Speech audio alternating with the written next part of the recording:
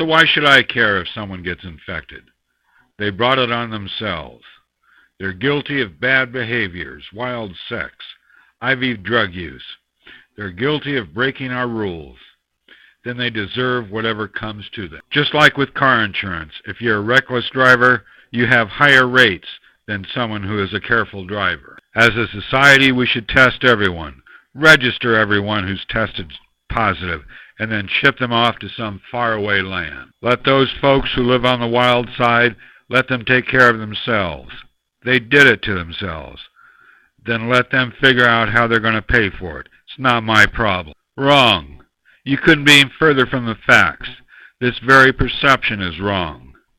If you want to spread a disease even quicker, deny folks their human rights. So how can you tell if someone's infected?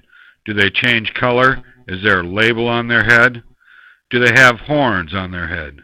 Every day, thousands of people become infected, and many of them never even know they've been exposed. So how can you tell who's infected and who isn't? Words from above. It's easier to discriminate against someone's skin color, their origin. The bottom line is that discrimination is about denying people their human rights. The real problem is fear. Fear of the unknown. It is easy to believe that if I live the good life, follow the rules, and attend church, that I'll never become infected. It's easy to condemn someone who is different, and then to find out that that person is infected.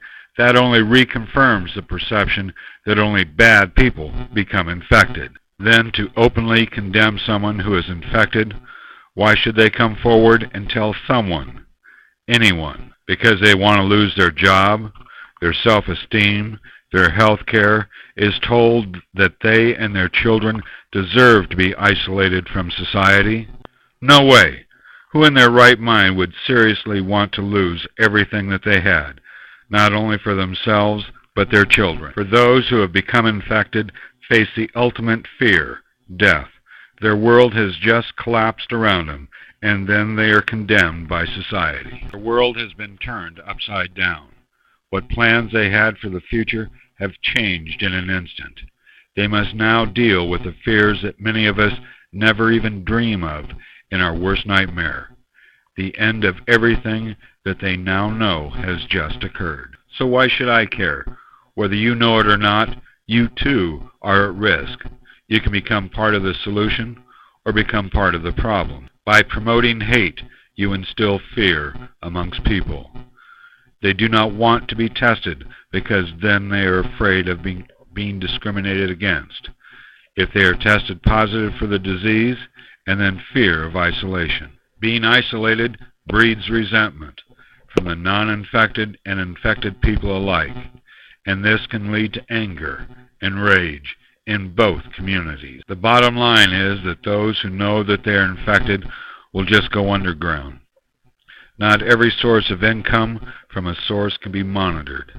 In every society, people live away from the scrutiny of government rules and regulations. The government or the authorities will not find everyone, so there is no way that a society can find everyone who is infected. Throughout history, every infectious disease has gone through this cycle of discrimination. From the Black Death, cholera, leprosy, mental illness, people can live in fear and chase shadows, or they can educate themselves about the disease instead of following some dogma.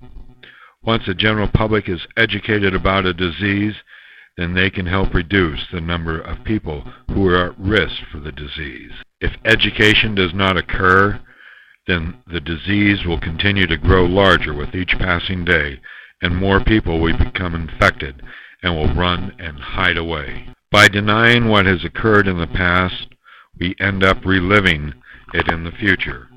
People with all types of mental illness have been discriminated against since the beginning of time.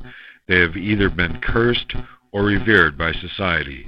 The norms of society, whether it is based on religious beliefs or cultural values, those who are different from the norm have been and are discriminated against, either as marketing ploys by some organization or methods of controlling the general population. This marketing campaign is based upon the concept of good people versus bad people, innocent versus guilty. This is about selling an idea to the general population as to why they need to respond in such and such manner. With a disease, any group or person can be singled out and condemned by society because no one needs any actual proof. Once this discrimination begins, those who are infected will avoid all association with any part of that disease and that group. This includes being tested. If I'm not tested, then I'm not infected. And those who are uninfected will avoid being tested because of the likelihood of being associated with this guilty group. Today in China, a campaign of segregation is occurring against people who are infected with hepatitis B. No outrage from the global community is occurring as people are stripped of their human dignity just because they are infected.